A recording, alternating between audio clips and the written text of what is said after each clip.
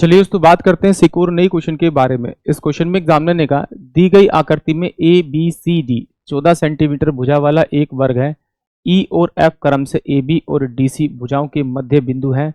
E P F एक अर्धवृत्त है जिसका व्यास ई पी है। एल एम एन ओ एक वर्ग है। छायांकित क्षेत्र का क्षेत्रफल क्या है, ये एग्जामिनर मुझसे पूछ रहा है।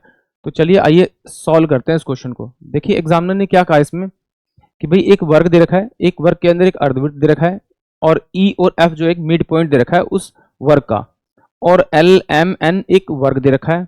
एग्जामिनर ने कहा कि भाई इसमें छायांकित भाग का क्षेत्रफल निकालिए। तो मुझे मालूम है कि वर्ग का जो क्षेत्रफल होता है वो भुजा गुना भुजा होता है, या उसके दोनों विकर्ण को मल्टीप्लाई करके 2 से भाग कर दो तो उसका क्षेत्रफल आता है।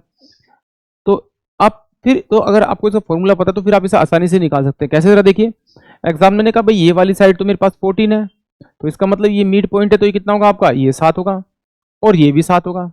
तो यहां से यहां तक की जो दूरी होगी वो कितनी होगी, 7 होगी। तो इसका विकर्ण है, तो ये वाला विकर्ण भी तो इसका 7 ही होगा, क्योंकि जो वर्ग के विकर्ण होते हैं वो बराबर बराबर होते हैं। और यहां से यहां तक दूरी 7 है, तो इसका मतलब ये भी इसका जो अर्धवृत्त की त्रिज्या है वो भी मेरे पास 7 सेंटीमीटर होगी। और वर्ग का क्षेत्रफल होता है भुजा गुना भुजा। तो वर्ग की जो भुजा दे रखी है वो 14 दे रखी है, तो 14 का स्क्वायर करेंगे तो 196 सेंटीमीटर स्क्वायर आ जाएगा, माइनस का जो ये वाला वर्ग दे रखा है मुझे छोटे वाला एल एम एन ओ दे रखा है, इसका डायगोनल 1 इंटू में डायगोनल 1 इंटू में डायगोनल 2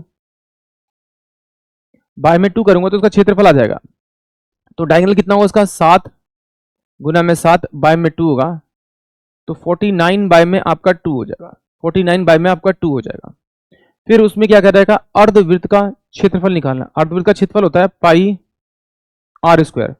पाई की वैल्यू होती है 22 बटे में 7, और आर क्या होता है, आर का जो स्क्वायर होता है वो मेरे पास में क्या देखा है एग्जाम में, 7 का स्क्वायर। तो इसको सोल्व करूंगा तो ये कितना आ जाएगा मेरे पास में, 7 का स्क्वायर, तो ये मेरे पास हो जाएगा 154। ये मेरे पास में पूरे वृत्त का क्षेत्रफल हो जाएगा। आधे का निकालना तो उसको आधा करना पड़ेगा, तो आधा करूंगा तो कितना होगा, 7 और 7 यानी कि 77 सेंटीमीटर।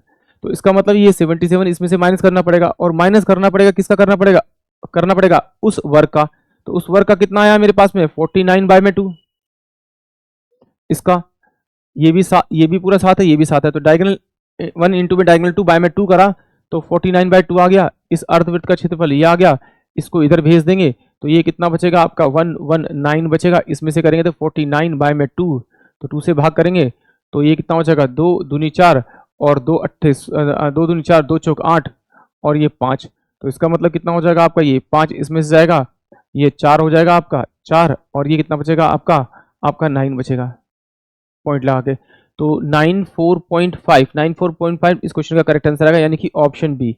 आई होप आप सभी को क्वेश्चन समझ में आया होगा।